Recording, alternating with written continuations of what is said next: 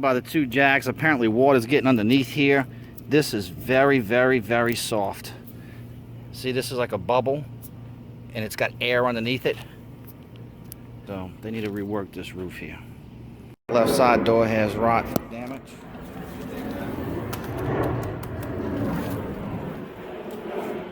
Loose, not secured. Recommend securing the wall.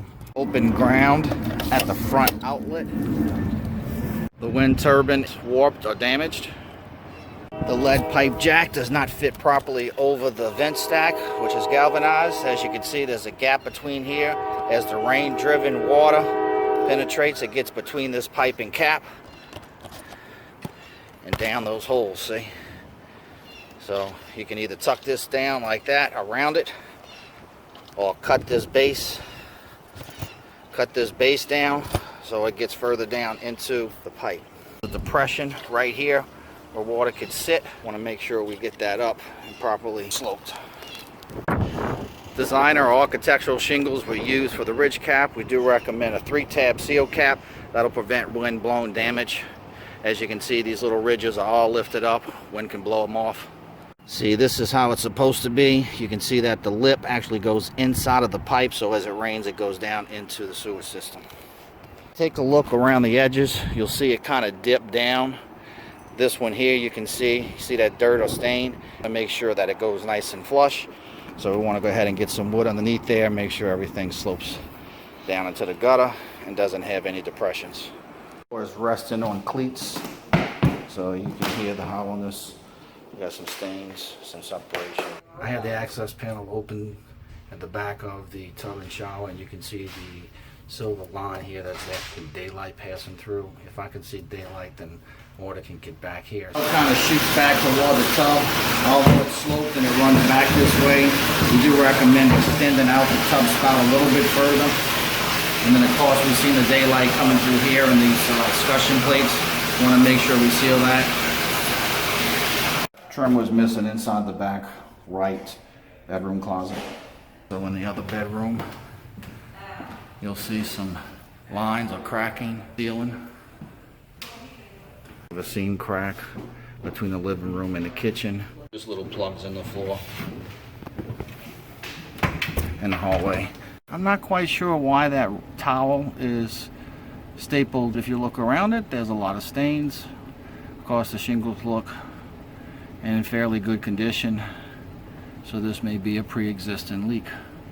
I would go ahead and monitor this area, or have a roofer come out, wet the roof, and determine if it's ongoing leak. Look just down there at the soffit, by the eaves around the perimeter. You see those black stains? That's probably gutters leaking, or right there at the roof. Remember I had talked about having those little dips or depressions at the ends of the shingles. Well, when water sits there, it can leak down into those areas. You can see some painting has taken place. Not quite sure what that is, but we still have the stains at the fascia board. If you take a look at this is the gas furnace right here. Then it starts the evaporator coil, and that's the supply plenum, which is metal. Anyway, you see that black stuff on there. Just go ahead and get some, have the air conditioning service. I can't view inside the coil. I want to make sure that it's clean and it's not dirty. This pipe could be insulated, or should be insulated, to prevent that condensation from dripping as well.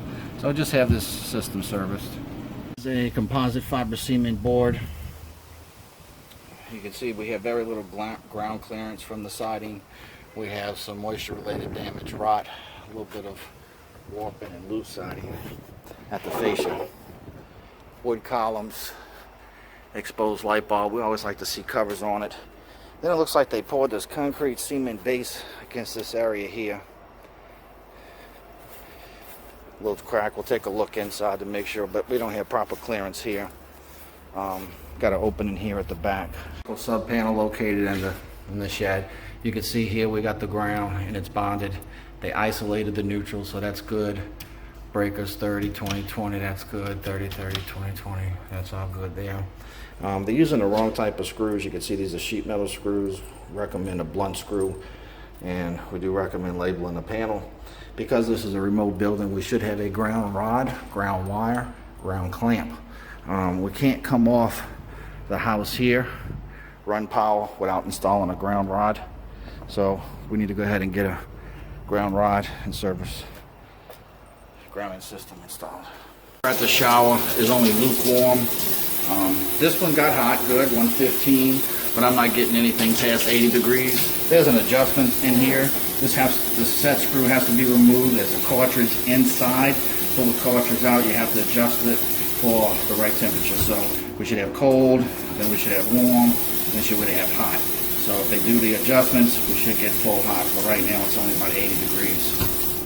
Recommend a GFCI protection at the washer. We do have a mop sink installed, so we're going to go ahead and upgrade to that. Just an FYI, this remote building doesn't have an access to enter the attic and view the components. Right here, underneath this GFCI is actually bent. Okay, it's not even making connection anymore. You can see it.